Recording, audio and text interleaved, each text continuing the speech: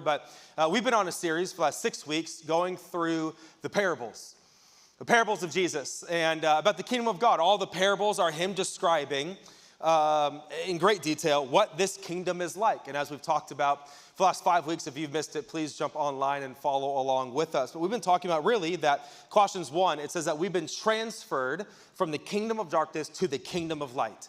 And so when you start following Jesus, it's not just give up your Sunday mornings and be a good person and have a moral character now. It's you've actually literally been transferred kingdoms.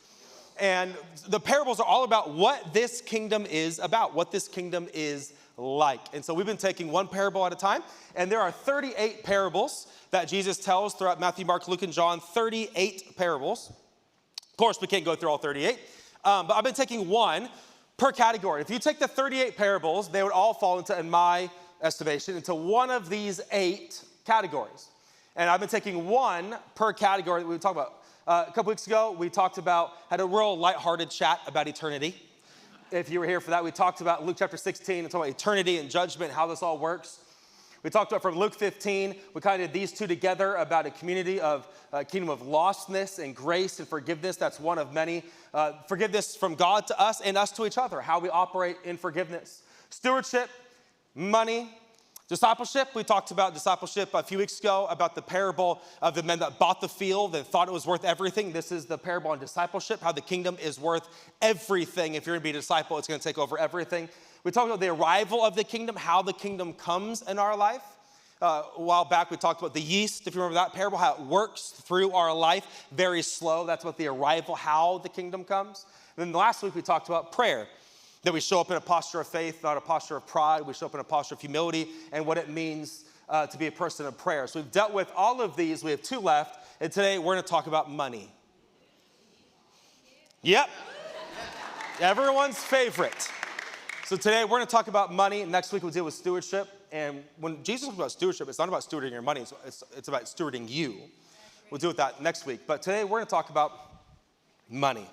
And again, if you're like, bro, I'm just here to watch my girlfriend get baptized. I don't even know what I'm doing in this room or what's going on. Or my friend invited me. Or maybe this is your first time ever in church in your life. And you came on this Sunday. I'm deeply apologetic that this is your first experience here with Rose. Or maybe you haven't been in a while. For me, I'm not the money guy. I don't preach on money all the time. I don't do 5 series a year. I do 2 Sundays a year. 2 out of all 52. I take 2 Sundays every 6 months and talk about money. That's it. So if you were here 6 months ago when I talked about money and you skipped church for 6 months, and then today you're like, I should probably go back, and it's money again today, God's trying to talk to you. So don't get mad at me if you haven't been here in 6 months and you're back today, and today's the money talk again. So if you attend here for the next year, you won't hear this again for 6 more months. So I'm not the money guy. This is not a big theme for us, but I do take 2 Sundays a year to specifically teach and talk about money.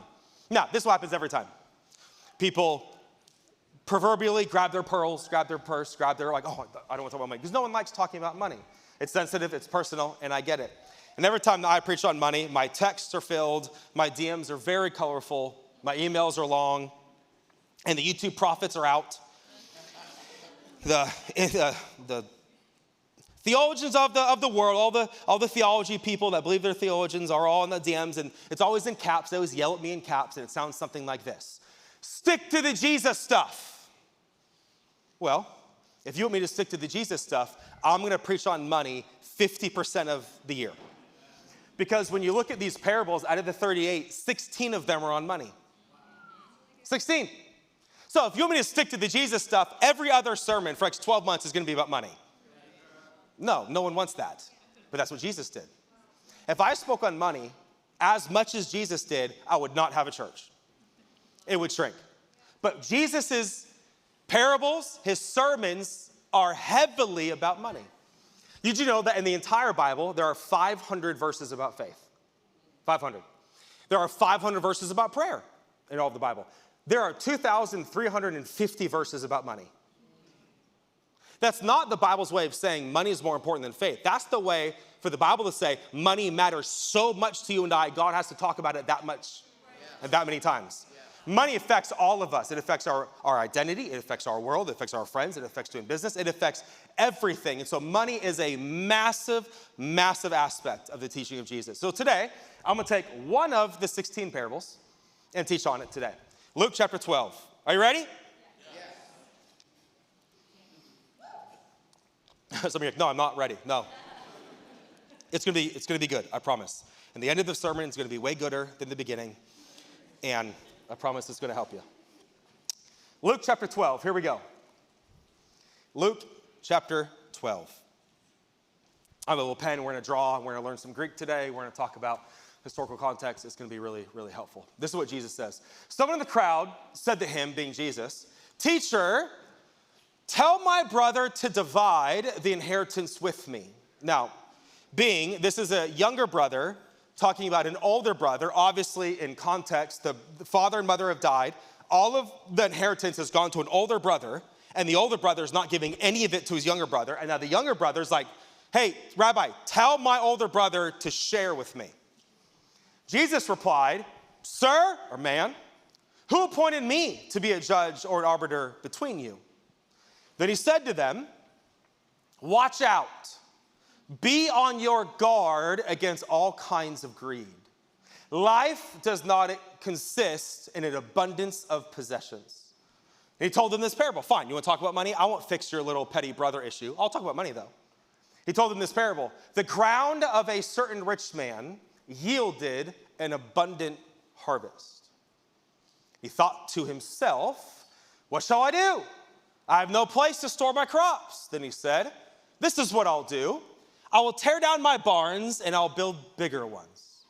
And there I will store my surplus grain. And I'll say to myself, self, you have plenty of grain laid up for many, many years. Take life easy. Eat, drink, and be merry.' But God said to him, 'You fool. This very night your life will be demanded from you. Then who will get what you have prepared for yourself? This is how it will be with whoever stores up things for themselves, but is not rich toward God.'" Amazing parable about greed, about how you and I, now as followers of Jesus in this kingdom, are supposed to treat money. There are three things that this text is saying on what greed does to you and what greed does to me. We're going to talk about these three different areas that Jesus is trying to teach on how greed operates in my life, in your life. You ready? Three things that greed is doing. Number one, greed wants to redefine success. Greed, its goal in our life is to redefine what success is. Now, I'll show you. Back to the text. If you read Greek and you read this sentence in Greek, you would catch these things. Jesus is very witty when he tells stories. Yes, he's God, but he's also a human communicator, and he's very witty how he tells stories. One of Jesus's moves is he word plays in Greek. He pits things against each other, and he does it here again. Look at what Jesus says. He says, "Tell them to divide." And Jesus is like, "I'm not going to do that. I'm not going to do that. But watch out. Be on your guard against greed. Life does not consist or is made up of an abundance of possessions." Now, if you read this in Greek, the word life is not what we think like life, like my air or like, the world I live in, like my life. The word in Greek for life is literally existence. Existence, or to exist. He's literally saying, you think that your way of existence is by what you own. You guys want to define existence, how I exist, by what you have or possessions. He's saying, no, existence, life itself is not made up of possessions. Why is this important? Because this is important for rich people and poor people. This is why it's fascinating, because rich people and poor people are both obsessed with the same thing, money. Rich people are thankful they have it, and poor people think they'll be better with it. The rich and poor are both trying to pursue the same thing, more money, more assets. And Jesus is saying, you want to be a part of my kingdom? Life itself or existence itself is not made up of what you have or don't have. And look the wordplay that he messes with. It's so good. He says, then he told him this parable. Now notice there's three different things that happen. He says, the ground of a certain rich man yielded a harvest. These three words are essentially the same way of saying the three ways of ground, harvest, yield. It's the same way, three different terms. So he brings up the field three times. Okay, you got it? Then look next. The man says to himself, what shall I do with now my crops? And then he said, this is what I'm going to do. I'm going to tear down my barns. I'm going to build bigger ones. Now look at what right here. It says he says to himself. Says to himself. And then over here is take life or self. Take care of yourself. So Jesus takes the three times he talks about the field and the three times he talks about this word. Now, if you read this in Greek, you would see these three things. These three words are not self, himself, or life. It's the word soul or the word psyche. This is where the study of psychology comes from. If you get a degree in psychology, it's a degree of the soul. Psych, that's where we get this Greek word psych from. Notice the three things about the field, and then the man talks to not his mind, the man talks to his soul. He says, you know what I said to my soul? Look at you. Look at what you've made. Look at your barns. And he pits the three words of the field and the three words of the soul to say this. The flourishing of a field is not the same as a flourishing soul. He says, so the rich man brings up three times his field, but the rich man talked to his soul three times. Jesus is pitting the field against the soul. What Jesus is shouting to you and I is saying, just because you have a flourishing field does not mean you have a flourishing soul.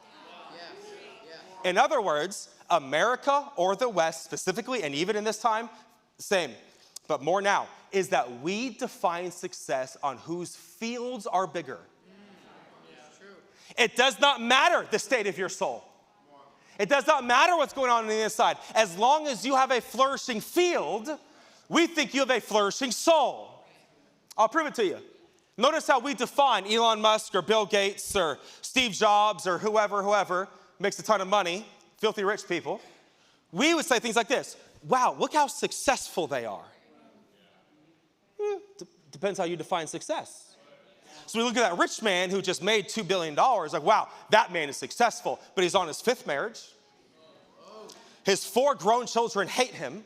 His grandchildren are not trusted in his presence. His business partners have left him. He lives in a 10,000 square foot mansion by himself, and we go, wow, that man is successful. Based off what definition? Yeah.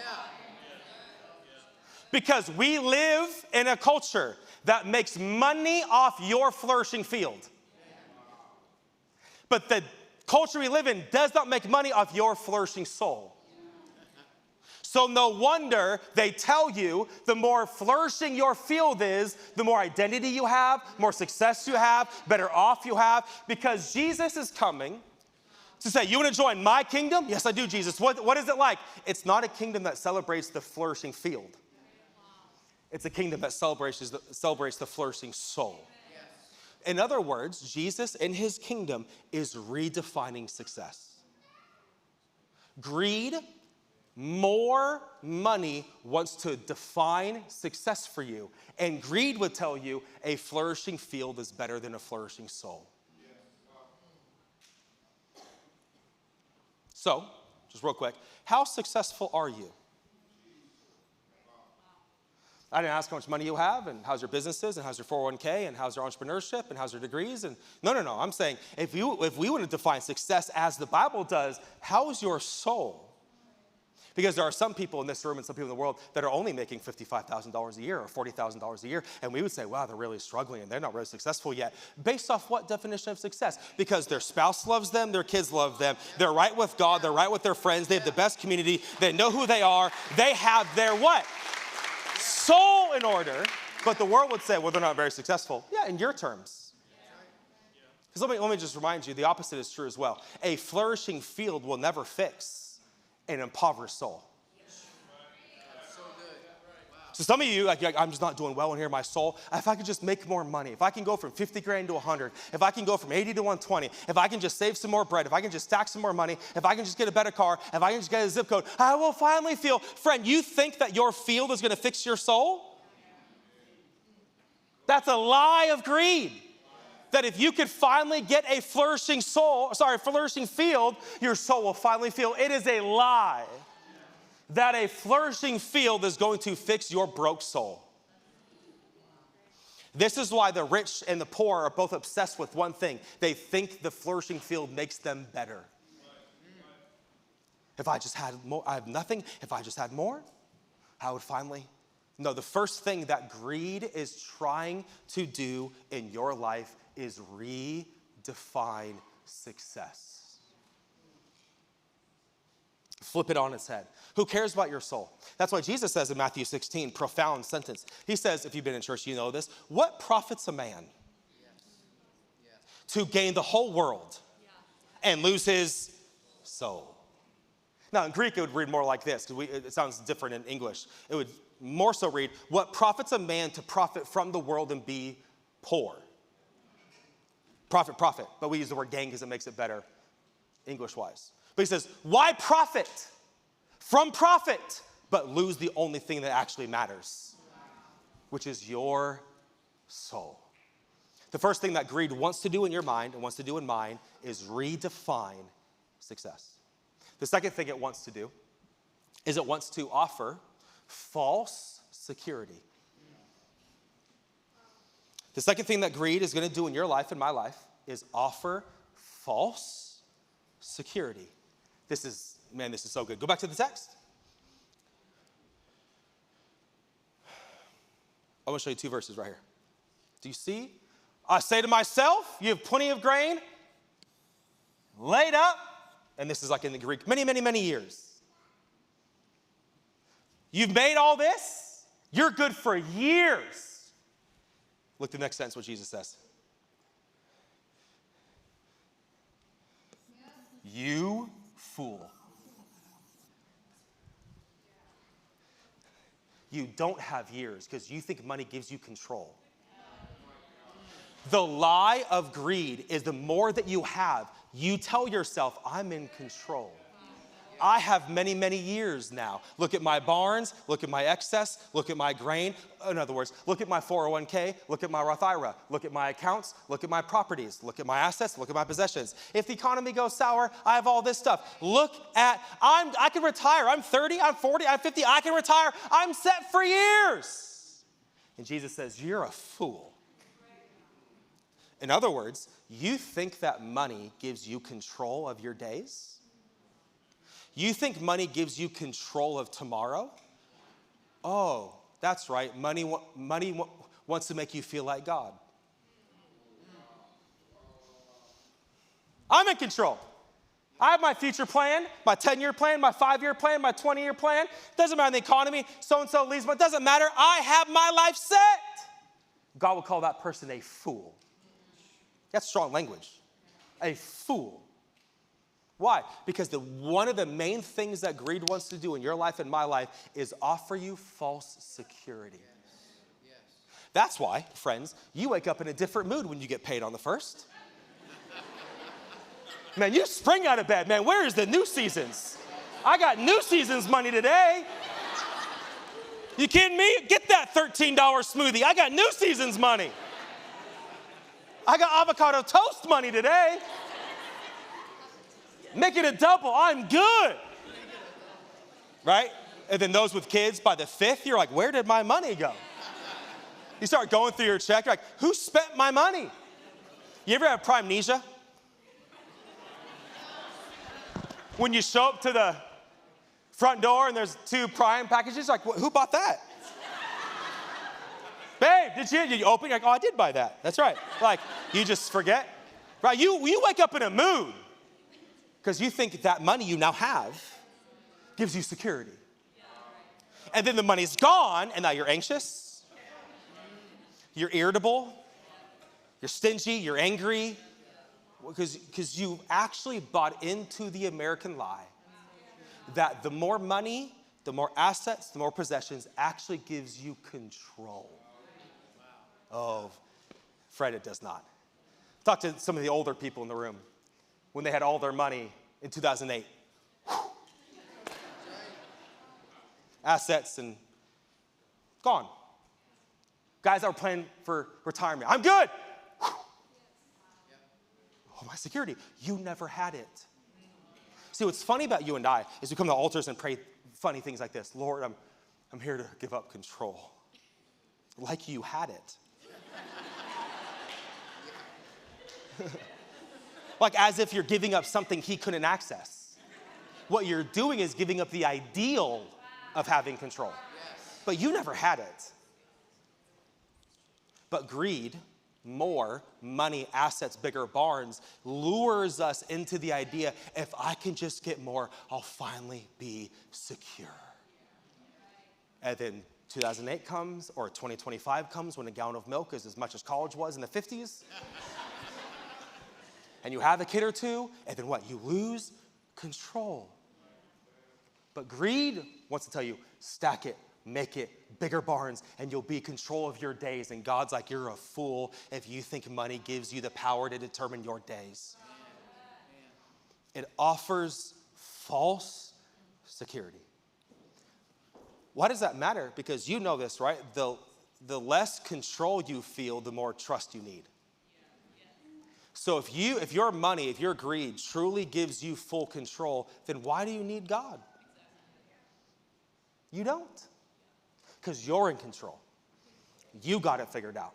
So all the verses that speak about trusting and faith don't mean anything to you because you think your wealth, your greed, your assets actually gives you security. It's a lie of greed. The third thing that greed does, and maybe the most important thing that greed does, is it redefines success, it offers false security, and it blinds us. It blinds us. I'll be 38 here in 2 months. I wear size 11 and a half and wear extra large. I'll be 38 here in 2 months. I've been doing this for almost 20 years, full-time. I've been in full-time ministry for almost 20 years. Post-college, from being a youth pastor, from being a college pastor, from being on staff to starting this church almost 8 years ago. I've been doing this for some time. I know it looks super young. Shut up. The grays are getting plentiful, but I've been doing this for some time. As people's pastor, or priest, or pope, or spiritual leader, or whatever people view me as in their life, I've, no exaggeration, met with thousands of people. Thousands.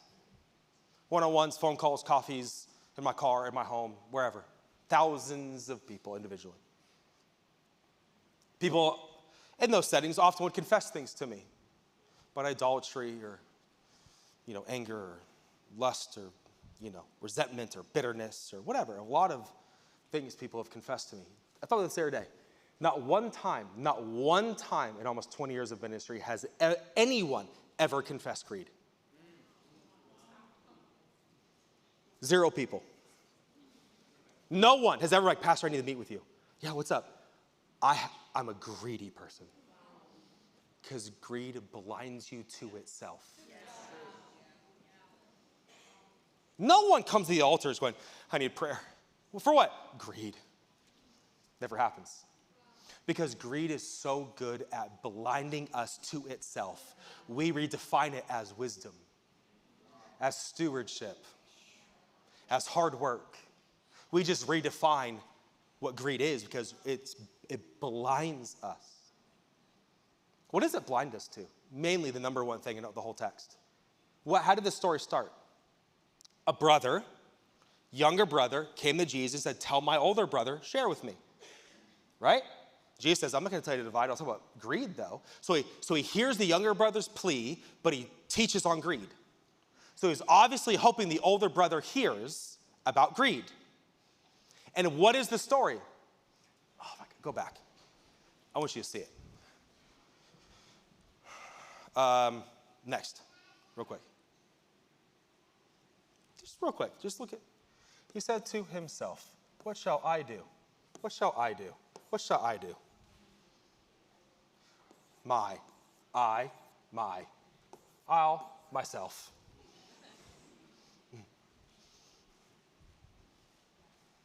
Do you notice who all of his money's about? The whole conversation is my, our, me, mine. Notice who's not in the conversation. The brother. Deductive reasoning. The brother's not there. In other words, in Jesus' genius, what he's saying is, you're going to get, sir, you don't want to share with your brother, you're going to gain the field and lose your brother. And the only person you'll have time to talk to is yourself. In other words, the number one thing that greed blinds us from is the only thing that matters in this life, which is people. Yes. Yes. Look at my barns. Look at my life. Look at my grain. Look at my cars. Look at my house. Look at my 401k. Look, Jesus, at my field. He's like, you are blinded to life itself. So, look what I've gained. And Jesus is like, look what you've lost. You've lost your brother, you've lost your father, you've lost your soul, you've lost your identity, you've lost your character, you've lost your integrity. But we're like, look at my bullhorn. He's like, oh, greed has so blinded you, you have forgotten what life is itself. Which is what? People. I got invited here a few weeks ago to San Diego to speak to a room full of pastors. And I said this in my little talk. And they all looked at me sideways until I explained it. I go, guys, you're aware, right? There's a room full of 70 pastors. I'm like, you know that you are not going to be a pastor in heaven, right? There's no pastoring anymore. Thank God.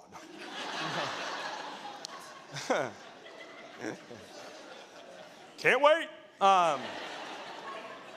There's no pastoring in heaven, which means, as a pastor, if I've built my entire identity on something I'm not going to be for eternity, I'm going to come to a wake-up call and not know who I am. So, your cute little business is awesome. Makes $10 million a year. Good, you're killing. That's not coming to heaven. You're not going to be a mechanic or a doctor or a nurse or a financial planner or a fill in the blank. You're not going to be that in heaven. You're not going to run the stock market anymore in heaven. There's no more stock market. You're not going to be a school teacher. You're not, all the things we've built our identity on, we're not going to be those things there. Right. So your friend, not to burst your bubble, but your Ferrari's not coming to heaven. Your 3 vacation houses aren't waiting for you in eternity. Your massive 401k that you've worked your entire life for is not coming. Do you know what's coming? Your neighbor. Do you know what's coming? Souls. People.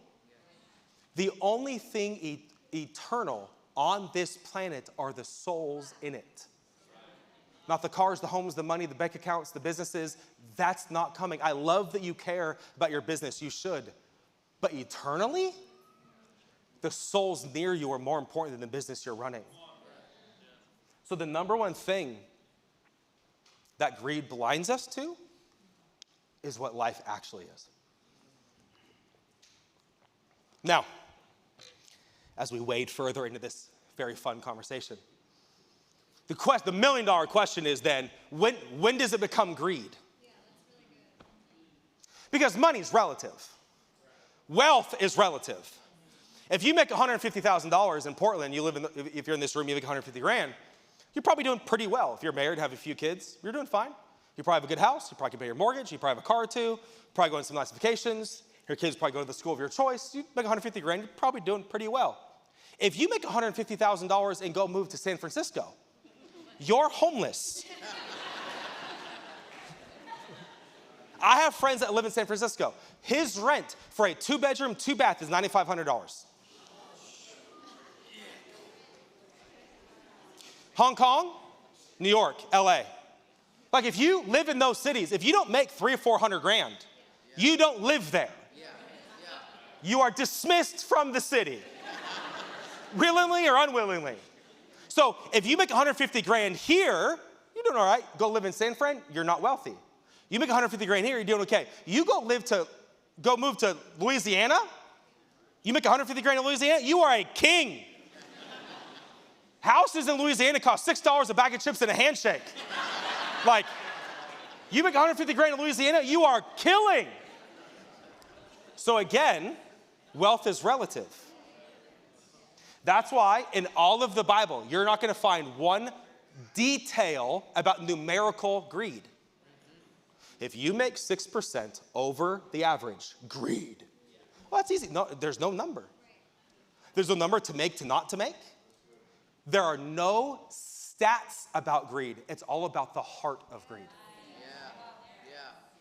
Because wealth is relative. Where you live, it changes. 1 kid, 2 kids, 5 kids, it all changes. By yourself, single, all of it changes. I think that's why Jesus is so mischievous about it, in a way. I'm not going to tell you when it becomes greed, but you'll know it. And your greed is different than her greed. Because money, you know this, right? Money is neutral.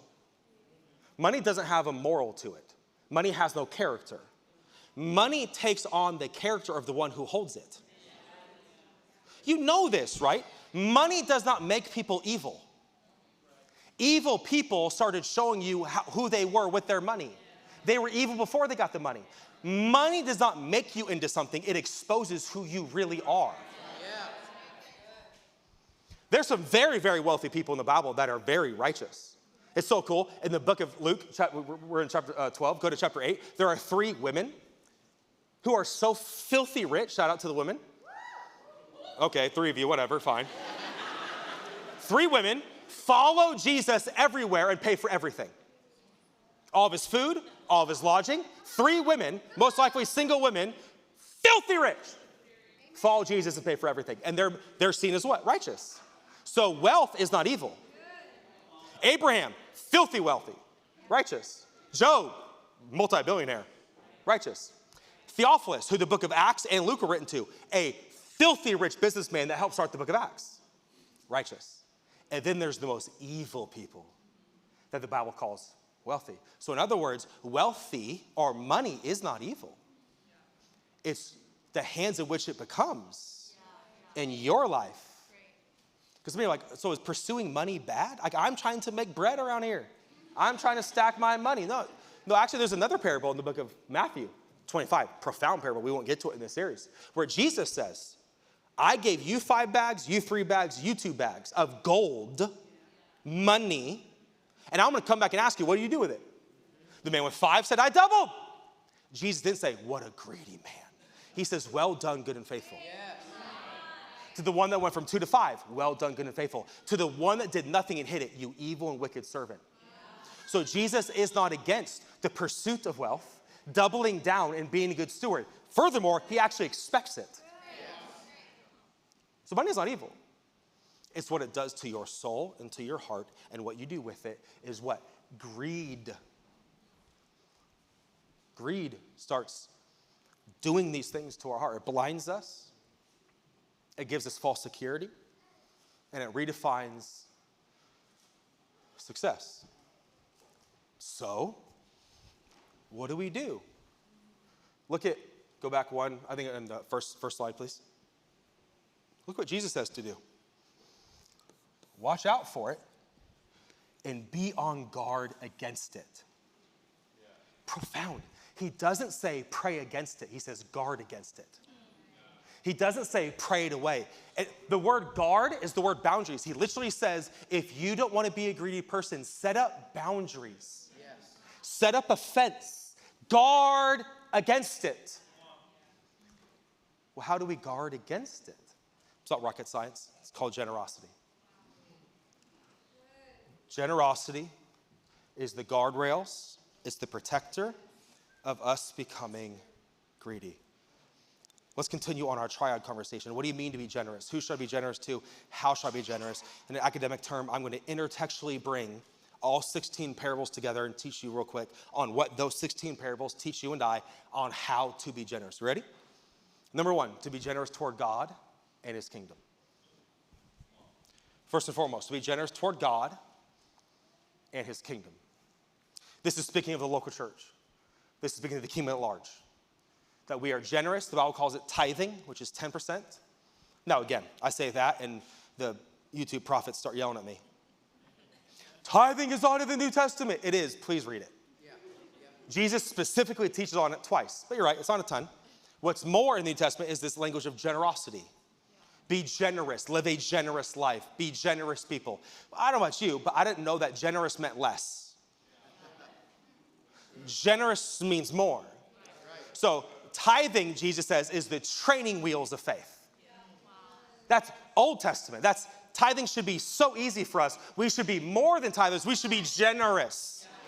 Now you're like, I'll go back to tithing. I think tithing is good. 10% is good for me. No, we're called to live generous lives. Toward what? God and his kingdom. The church. The local body. Second, we're called to be generous to my community. Not the church. To my community, being your friends. Your literal community. Mackenzie told me a story here a few years ago. We had a mom's group, a bunch of first-time moms. There was like 20 moms that all had kids at the same time. And they had this like first-time moms connect group.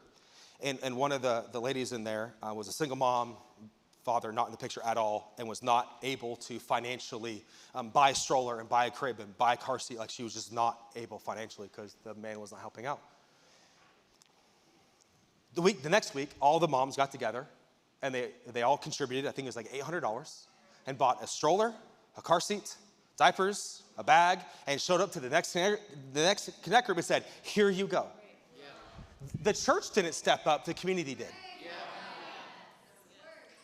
Yeah. She didn't email the church saying, hey, can I get some help? I'm down on my luck right now. The community stepped and said, hey, we don't need to talk to them. We got this. We will step up. Are you generous toward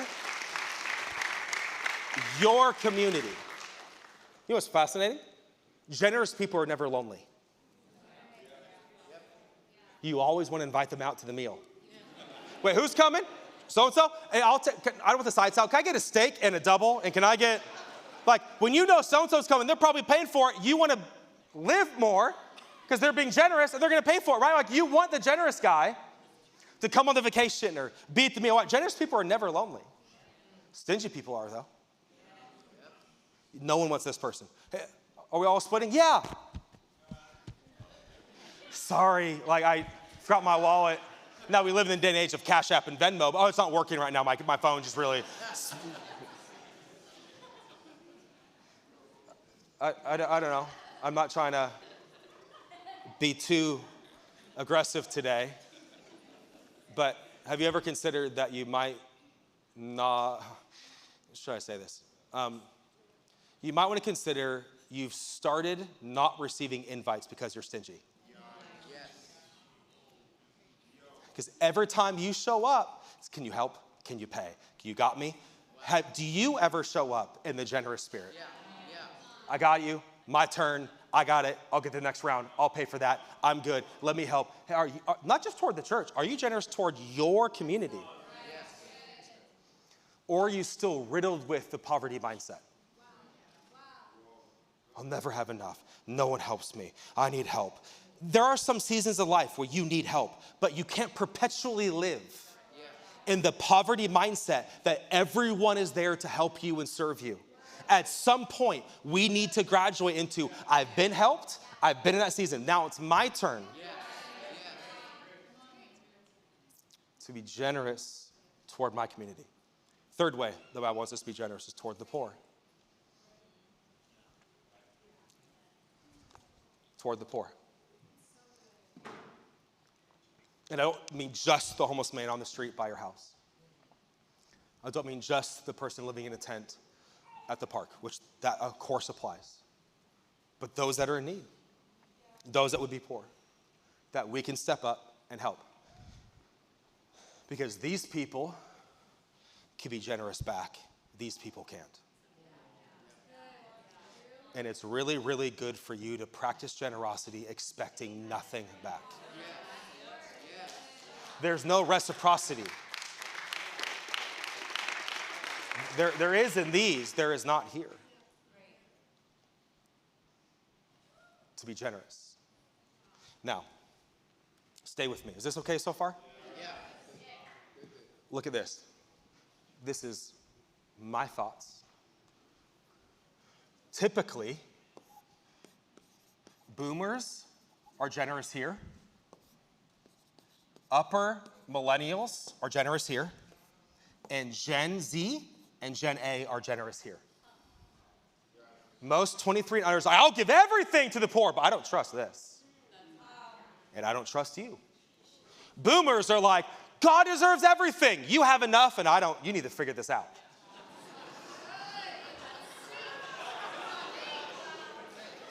Upper millennials are like, I got hurt here. I don't trust you. I will take care of mine. Don't make me preach today. I will.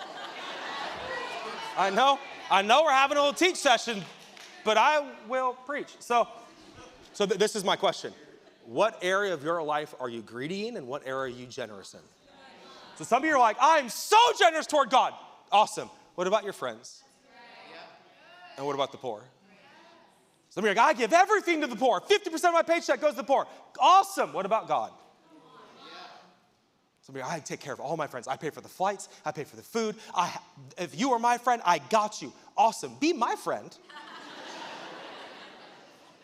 But what about those that can do nothing for you? And what about God?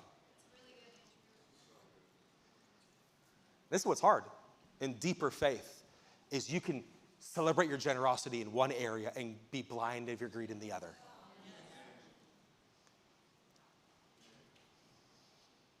We're called to be generous people to God, the church, the local church, or in other words, in biblical terms,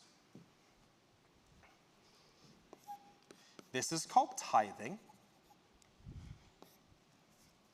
This is called offerings. And this is called giving.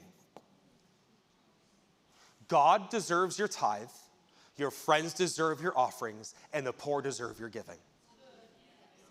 In New Testament biblical language, we give alms to the poor, we give offerings to our friends in need, and we tithe to God. Yeah. To double down, if you give money here, you are not tithing. Tithe only belongs to the Lord. So if you give 20% to a missions and go, I tithe, you did not tithe. You gave, you were generous, you gave alms or you were giving an offering, but you did not tithe. Tithing only belongs to the Lord. And then everything else is offerings or giving. Now, if you were going to live this way, you're probably thinking, my God, that's going to change my money. Yup. If I actually live this way, it's going to change some of my spending habits. Yep. If I live this way, I can only go on 2 vacations, not 7. Yep. Like, hey, you have 5 cars. You only drive one of them. Do you need the other ones? Maybe for work. But maybe there's a single dad in the room that's like still trucking their kids around in their 2004 broken Prius. You're like, hey, bro, I don't need this other car. When we first started the church, our giving was $6,000 a month. A month for the whole church. 600 adults were giving $6,000 a month. We couldn't pay for anything. Nothing. We were living on a prayer and faith, and like we could afford nothing. A friend of mine, I won't say his name, you don't know who he is anyway. I could say his name, you wouldn't know. But just in case he listens to this, I got a notification one day early on in the church that he gave $10,000. So I call him, I text him, I go, bro, was this an accident? Did you mean to do this? Because he doesn't go to our church, does not live here, lives on the East Coast, does not even go to his church. He's like, bro, I just got a huge bonus at work, and the reality is I don't need it. I just don't need it. He goes, and, this is deeply profound, and I started getting anxious on where to put it. This account, that account, this car, that I didn't know where to put it, so I just got rid of it, so the anxiety left me. Because I just didn't need it. Now, this is the 12:30, I'm taking my time. Go back to the text.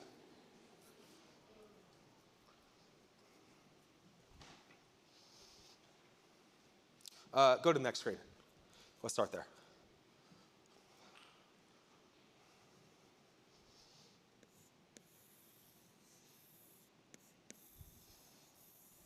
This is not talking about what you do with barely making it. This is talking about when you get extra, what do you do with it? That's what this is about. Hey, I have enough. You got the $5,000 bonus for Christmas. Do you need it? And maybe you do. You're like, thank God this was the answer to prayer.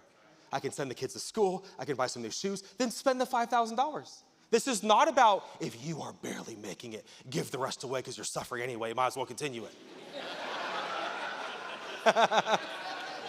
Right? Like you've had the same dishwasher for 18 years now. You're like, babe, can we get a new dishwasher? Greed.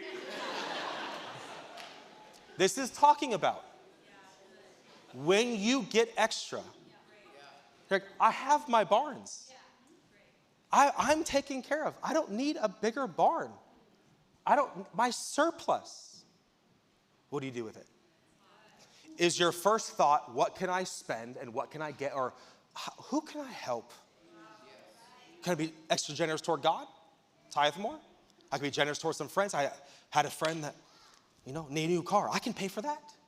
I don't need this $10,000. Got a bonus. I can pay to fix your washer and dryer at your house. I'll pay for it. Is it to the poor? Like when you get your extra, where does your mind go? Me? Or who? Can I be generous toward God? Or I can give some to God, some of my friends, some like where? Go to the double slide. Because what? What is Jesus saying? Remember, guard against this. Guard this. How do I guard it? I live generously. This is the antidote. This is the border. This is the guarding rail of being here. So,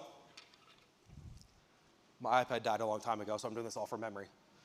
Hopefully I'm not forgetting anything. In other words, you are becoming a fool. That's what Jesus started the parable with. Oh, you fool. You are becoming a fool. You just get to choose which kind. In other words, sum up this whole thing for you. Are you a fool to God or a fool to the world? Because you are a fool. Every one of you are becoming a fool. Just what kind of fool do you want to become?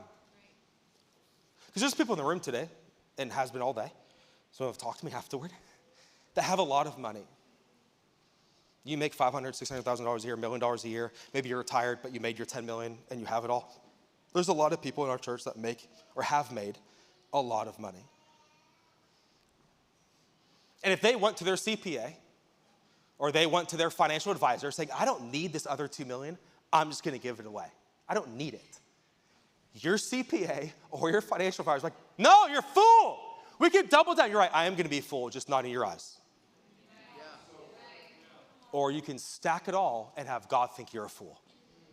In other words, you are becoming a fool, just in whose eyes?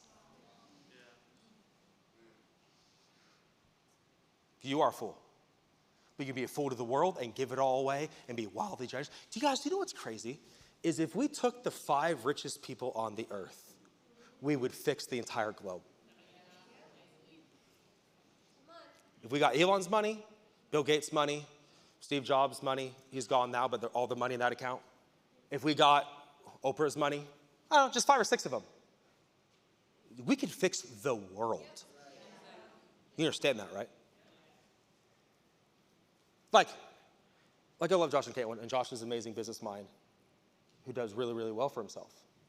I would rather Josh make $400 billion than Elon, not for tithing's sake, because the world will be better if Josh had $400 billion.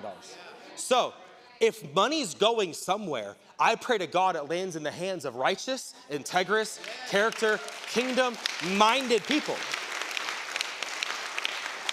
So God's not against you pursuing money. Make your millions. I pray to God our entrepreneurs in this room have ideas that make you millions and millions of dollars. And I hope you further the kingdom. I hope you bless your community and you bless the poor. If all those people truly got saved, we could change the earth in a matter of years. Elon could give every American $1 billion and he'd still have $100 billion. Do you understand that? And God would say, Elon, you're a fool. But we call him successful. Too personal for you? Some of you are, I'm friends with Elon. Well, don't text him, okay? Elon, you should go watch this sermon. God would say, you're a fool. Because he's made bigger barns and bigger barns and bigger barns and bigger barns.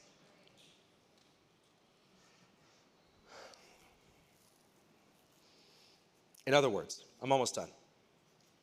In other words, as I've done for 6 weeks in a row, I wrap up every parable with one sentence. In other words, what Jesus is saying is, you are going to be wildly generous when you die. You might as well practice it now.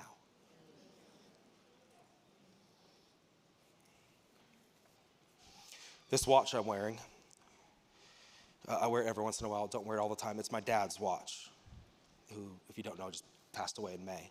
It's a pretty expensive watch. I'm not a watch guy. If I had the money, I wouldn't buy the watch. I'm not a massive watch guy, but it's my dad's watch, and so I wear it at home a lot, on stage sometimes, because I don't want to get emails. Pastor's stealing money. Look at his watch. So, so I don't wear it all the time, but it's a pretty expensive watch. If my dad was still alive, I'd probably ask him for it. He'd probably give it to me. Probably, maybe not.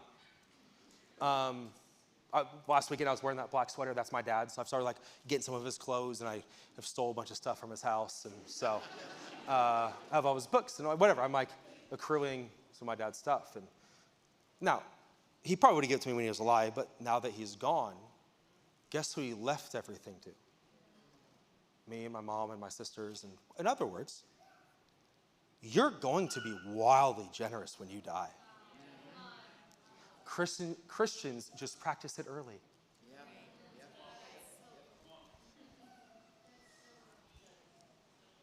That's all. We just practice it now. Because it's going to happen. When? Out of your control. Tonight, next year, 20 years, 30 years, it's like the floorboard opens and everything is gone. And everything you've worked for moves its way to someone else. How generous is that? Did you know that? You're going to give 100% of it away. Yeah. Did you know that? You are a wildly generous person. Just when do you want to start it? That's all. So how you doing? Is your field flourishing, but your soul's in torment? How's the greed meter? Again, you're like, I'm actually very generous. You're probably blind. Because none of us are perfectly generous in all three categories. So you're blind in some way. So how are you and I called to be generous people? Not just a generous church, not just generous individuals, but a generous church. I do this every 6 months. Again, if you come here every Sunday for the next 6 months, you'll hear this again in 6 months. I give kind of state of the unions around here about our money, about where we're at as a church, and I want you to know as we talk about it. Here's a little chart about our money. Down here, we have 4,169 people that go to Rose. And that number freaks me out greatly. That's a lot of people that we've been entrusted with. And I know more are coming. This is, by the way, not like some girl that attended the church 9 months ago but moved and she's still in our database. We are very, very involved with our database. So if you go inactive, right? If you don't give, serve, attend a connect group, check a kid and whatever, you don't do anything in the system, I don't know if you know this, you get kicked out of the system. You weren't told that, but we are. This person has gone inactive. So this is not just some arbitrary, this many people turn it into a guest card. No, 4,169 people are deeply involved in our church. Which equals 2,456 homes. Obviously, a home could be college student, by self, married, no kids, married, 5 kids, whatever. A home. So that amount of people fit in that many homes. Out of 2,456 homes, 47% of our church has never given $1 ever. And this is not this month. Hey, some people haven't given this month yet. This is the last 12 months. There are people deeply involved here that have not given $1 in 12 months. Now, some of you are like, I'm a college student and I will give when I graduate. Like, I get it. Like, there's some of you in here that literally do not work. You're just in college. I get that. But the reality is, I just want you to know that 50% of our church, 47%, do not give $1 ever. That means some of you are being outgiven by children. Because our Rose Kids takes an offering every Sunday. And some of you are being outgiven by 7-year-olds that sell toys and do chores and bring offerings. I'm being as forthright as I can. That should hit you in your soul. 47% of our church do not give ever. 34% of our church gives less than $50 a month. $5, $12, $30, less than $50 a month. Now, I'm not saying there are some people in here that give $50 that are not generous. There could very well be some people that give $50, and that is stretching every penny of their budget. And God's saying, well done, good and faithful. So please don't hear me saying, if you give $48, like I'm stretching. I'm actually giving more. I'm not saying if you're in here, you're not being faithful. All I'm saying is I want you to see 81% of our church either does not give or gives less than $50 a month. 81% of our church. 19% gives more than $50. That 50 could be $80, $1,000, $10,000. Hey, by the way, I hope you know this. I don't check giving records. I have no idea what you give. So when I'm in my little hallway and you walk by me like, I gave $25,000 this month. He didn't even say hi to me. I don't read those things. So I don't pastor you in equity. So I don't give my time to the rich businessman but ignore the single mother because they don't give enough to the kingdom. I refuse to allow my mind to be shifted and shaped by who gives what. So I do not know what you give. So I'm not gonna hey everyone, if you're in this category, can you please stand up? It's time for you to be known. Out yourself. This is where our giving is. And guys, we're looking for a new building. I've said this, we can't stay here. I love this building. I wish I could just expand it and double down. Like we can't stay here. The city doesn't want us to. Our neighbors do not want us to. Like, we need more room. Those 4,000 people need to sit somewhere.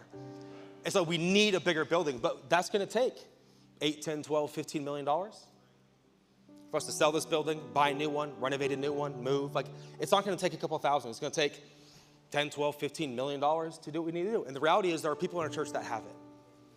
That have properties and have assets and have money in places they do not need. But it's going to take some people being generous. That's where we're at. I don't know what category you're in. And some of you are like, dude, this is my first time ever being here in my life. I'm not trying to guilt anyone. You're not going to stand up and leave today and get your giving report.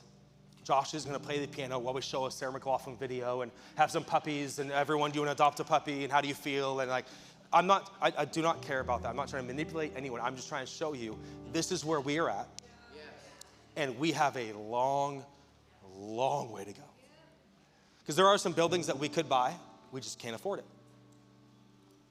Can't afford it. And the day and age we live in, owning a building is really, really expensive. Really expensive to do what we do in this building. I don't know the exact number, but roughly, it probably takes $50,000 a month just to operate this building. To operate the building. Probably takes 50 grand a month. I wish it was like 5. I wish we didn't live in this time and age. I wish we were in Jesus' time, that we just build a synagogue and be there and free. But we live in Babylon. So we have to figure out how to navigate Babylon while furthering the kingdom. And it takes resource and finance to do so. And it's going to continue to take finance and resource to do so. I just believe that Rose is worth it. I just believe that Rose is worth what we're doing and what we're doing and what we're doing. Now, within that, Rick, where's my money going? Just give you some generic things. Number one,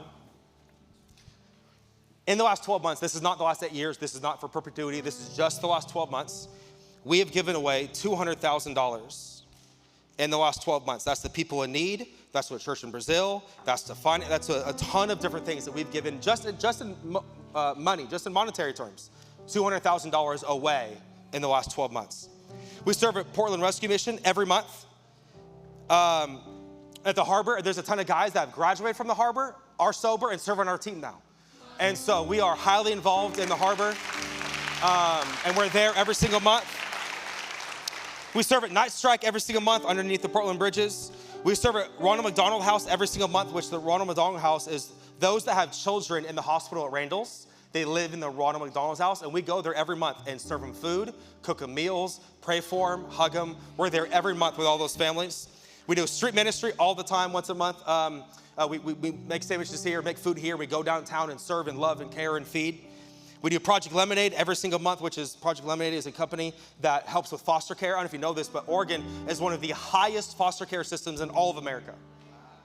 And so that Project Lemonade helps all the foster care. We give, they come to us when they need help, and we just respond, but we help Project Lemonade all the time. Hope's Garden, we just got involved in recently. Hope's Garden is it's a house and a lady that runs this nonprofit for women that are pregnant, living in abusive homes, that we can help financially move to this home so they can live there in safety and get ready to have a child. So we help with that home all the time, every month financially. We do House of Gifts every single year. Last year at House of Gifts, we helped 465 kids receive gifts and Christmas presents. We do that every year. We do Backpack Drive every year. We do a bunch of stuff beyond this. Just on I Love My City team alone, 485 people serve on that team every month. Just in that team alone, almost 500 people are in these streets serving people all the time. Within that, just the last 12 months, we have served 4,386 people individually. That amount of people we have helped and served. So those of you that give, you've been more places than you could understand. We've given away 3,436 items to Project Lemonade, to all the items that we've given away that we buy and then give, 4,400 items. And we've served 1,200 meals to people that did not have food, that we've helped serve and feed. Your money is on mission. Yes, it takes a lot to keep this building going, but it's not all that. Your money is on mission. Why? Because this is what's crazy, is churches can be greedy, not just Christians. Churches can be excessively greedy, not just Christians. So I'm not just challenging you to be generous. I'm challenging us to be generous. You are becoming a fool. Just in whose eyes? So where are you at? We're going to stand and pray. Celebrate those getting baptized. Where is the greed meter? Where is it? Do you need to be generous toward God? You're not tithing. You are not giving. I invite you to be generous toward God. Maybe you're tithing, giving, being generous toward God, but you are not being generous toward your friends and family. Maybe you're doing that, but not to the poor. Maybe you're owed to the poor. Where are you at? To guard against this thing called greed.